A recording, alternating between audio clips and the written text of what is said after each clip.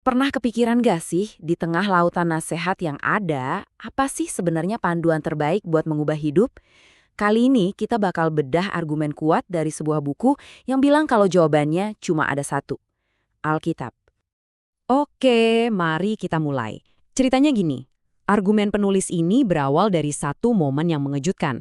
Sebuah pernyataan yang dia dengar langsung dan jadi pemicu seluruh pemikirannya. Kalimat ini diucapin sama seorang pemimpin gerakan mahasiswa di sebuah konferensi. Coba bayangin, dia bilang kalau lagi nggak sempat belajar Alkitab, dia tinggal minta Tuhan kasih jawaban lewat mimpi. Nah, pernyataan inilah yang bikin si penulis langsung kaget dan benar-benar menaruh perhatian penuh. Buat si penulis, ini tuh luar biasa mengejutkan. Kenapa? Soalnya dia pegang prinsip kalau satu-satunya wahyu sah dari Tuhan, ya cuma Alkitab. Disinilah letak perdebatannya. Otoritas tunggal kitab suci diadu sama pengalaman pribadi kayak mimpi.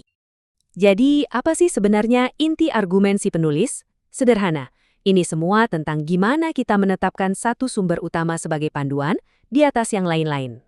Poin utamanya digambarin dengan jelas banget di sini. Seolah-olah ada garis pemisah yang tebal. Di satu sisi ada firman Tuhan yang terinspirasi. Nah, di sisi lain ada metode-metode lain yang sifatnya lebih personal dan bisa berubah-ubah, kayak mimpi, perasaan, atau sekedar situasi. Nah, disinilah argumennya jadi makin tajam. Logikanya gini, kalau kita mulai nganggap mimpi sebagai wahyu, nanti batasnya di mana? Kata dia, ini bisa membuka pintu buat segala macam praktek subjektif lain, yang ujung-ujungnya ya sama aja kayak ngebaca daun teh. Oke, kita lanjut ya.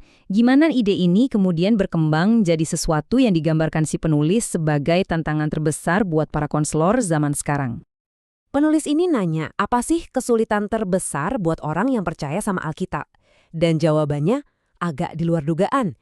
Menurut dia, masalahnya itu bukan karena orang kurang iman, tapi jenis iman yang mereka bawa waktu datang minta tolong. Dia ngelihat pola yang berulang terus.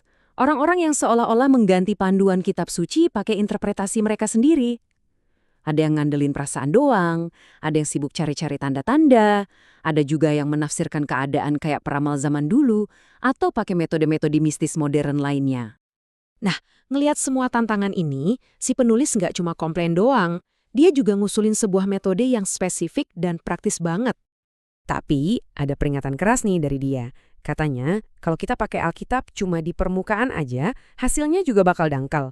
Menurut dia, cuma nyuruh orang baca Alkitabmu, itu nggak bakal menyelesaikan apa-apa. Butuh pendekatan yang lebih dalam dan lebih praktis.